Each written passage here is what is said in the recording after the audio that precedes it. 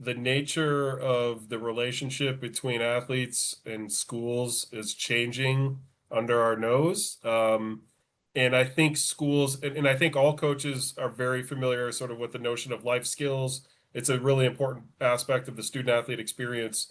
But I think it's one area to maybe circle back with your staff and your athletic director and even G like where is that line drawn about responsibility? And even though these are young people who are literally being thrust into real world business transactions and legal agreements, et cetera, is I think there's going to be a reset, not necessarily moving away from, but a reset on exactly what the school's role is around life skills. So we all know financial literacy and other things, and so NIL go obviously if it's an expectation, that certainly continue to be relayed about the reporting requirements that Greg and others have already alluded to related to 600 or higher NIL deals.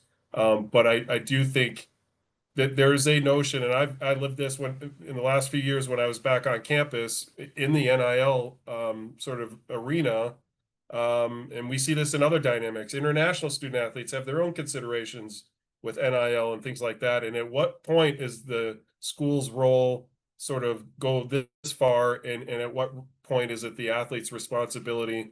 And we don't have enough time to delineate every single scenario that those come up, but it is something I think coaches need to be cognizant of and be maybe just double checking with your sport administrator, your athletic director about where is our new place in this role of helping develop in the life skills component when we're talking about things related to these transactions, and where does our responsibility actually end, and that we are probably a little bit more hands off than even we want to be.